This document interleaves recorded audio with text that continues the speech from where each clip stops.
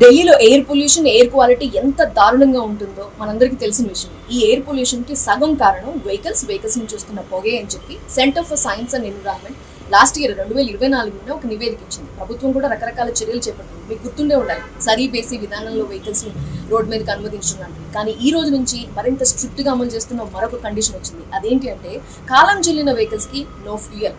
Petrol vehicles కి అయితే 15 ఏళ్ళు, డీజిల్ వెహికల్స్ కి అయితే 10 ఏళ్ళు. అంతకు మించి దాటినటువంటి వెహికల్స్ రోడ్డు మీద రావడానికి వీలేదు. వచ్చిన వాళ్ళకి పెట్రోల్ లేదా డీజిల్ కొట్టారనమాట.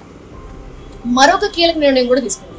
ఈ ఎయిర్ పొల్యూషన్ కి చెక్ పెట్టడానికి ప్రభుత్వం ఆర్టిఫిషియల్ రెయిన్ లేదా కృత్రిమ వర్షాన్ని కురిపించాలని నిర్ణయించారు. ఈ నెల 4 నుంచి 11వ తేదీ మధ్య ఈ ప్రాజెక్టు చేపట్టాలని నిర్ణయించారు.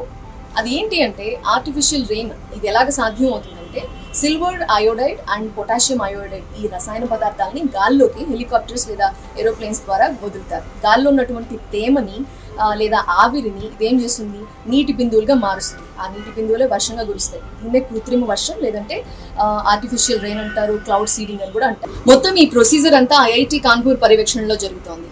దీనికి 3,21,00,00,000 రూపాయలు ఖర్చు అవుతుందని అంచనా వేస్తారు. ఏంటి దీనివల్ల ఉపయోగం ఆర్టిఫిషియల్ రెయిన్ వల్ల అంటే గాల్లో పేరుకుపోయిన దుమ్ము ధూళి అంతా కూడా ఈ నీటి బిందువుల వల్ల సెటిల్ అయ్యి ఆ నీళ్ళలో డస్ట్ అంతా కొట్టుకుపోతుంది. సో వాతావరణం అంతా క్లీన్ అవుతుంది అని చెప్పి అందుకోసం ఆర్టిఫిషియల్ రెయిన్ కోసం ట్రై చేస్తున్నారు.